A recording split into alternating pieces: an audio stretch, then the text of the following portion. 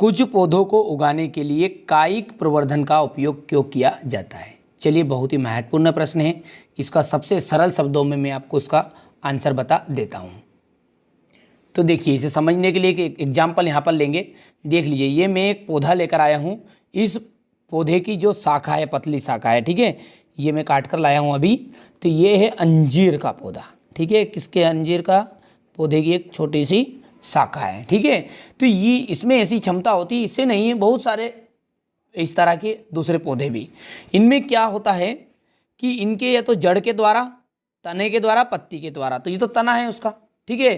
कुछ पौधों में कैसे होती पत्ती, ब्रायोफिलम की ये जो पत्ती है, ये इन सब में ऐसी क्षमता होती है कि एक नया पौधा बना दे। इसको यदि आप ज़मीन में थोड़ा सा छिल लो और ज़मीन में उतार दोगे, मिट्टी से दबा दोगे, तो एक नया पौधा बन जाएगा। तो कुछ पौधों में ऐसी क्षमता होती है, उनके जड़ के द्वारा, तने के द्वारा, पत्ती के द्वारा एक नया पौधा तैयार करते हैं। बस उसी के को कहते हैं कायिक प्रवर्धन या कायिक जनन, ठीक है। अब प्रश्न क्या है हमारा? ये बोल रहा है कि कुछ पौधे ऐसे होते हैं कि साहब उनका कायिक प्रवर्धन के लिए, उनको उगाने के लिए कायिक प्रवर्धन का उपयोग करते हैं। क्या है प्रश्न? कि कुछ पौधे ऐसे होते हैं जिनको उगाने के लिए कायिक प्रवर्धन का उपयोग किया जाता है, ठीक है। तो हम जानते हैं कि कुछ पौधों में ऐसी क्षमता होती है कि उनके जड़ के द्वारा, तने के द्वारा, पत्ती के द्वारा एक नया पौधा का निर्माण कर देंगे, ठीक है। और अब ये उपयोग क्यों करते हैं वास्तव में?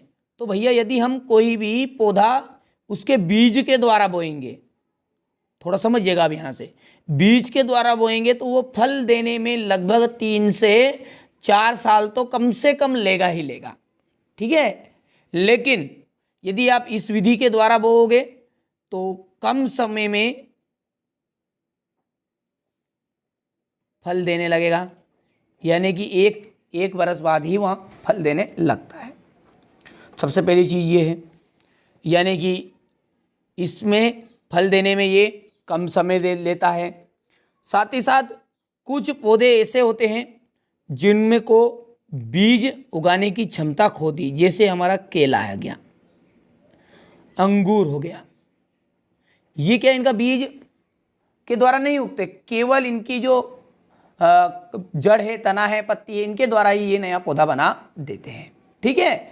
तो दूसरी बात है कि इसके द्वारा, कायिक जनन के द्वारा, कुछ ऐसे पौधे जो अपना बीज उगाने की क्षमता खो चुके हैं, उनको भी उगाया जा सकता है।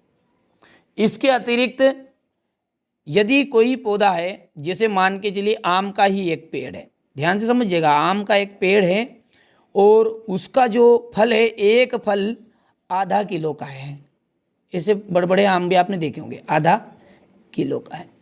यदि आप उसके बीज, यानी कि हम जिसके बोलते हैं आम की गुठली, ठीक है, यदि उसके बीज के द्वारा आप पौधा तैयार करोगे तो हो सकता है, संभव हो कि वो आधा किलो का ही फल दे या 250 ग्राम के फल भी दे सकता है, ठीक है।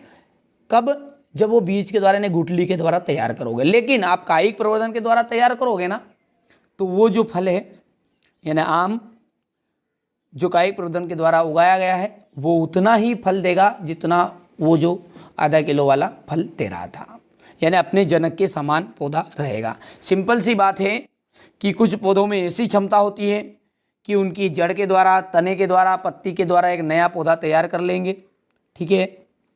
इस प्रक्रिया के द्वारा सब आसानी से पौधे हर जगह उगाए जा सकते हैं, कम समय में फल देने लगते हैं, तथा ऐसे पौधे भी इसके द्वारा उगाए जा सकते हैं जो बीज उत्पन्न करने की क्षमता खो चुके हैं और साथ ही साथ अपने जनक के समान रहेंगे। इसलिए सब पौधों को उगाने के लिए कायिक जनन का प्रयोग किया जाता है। यहाँ पर से लिख लीजिए, कुछ पौधों में ऐसी क्षमता होती है कि उनके कुछ भाग, जैसे जड़, तना, पत्ती, उपयुक्त परिस्थितियों में विकसित होकर एक नया पौधा बना लेते हैं।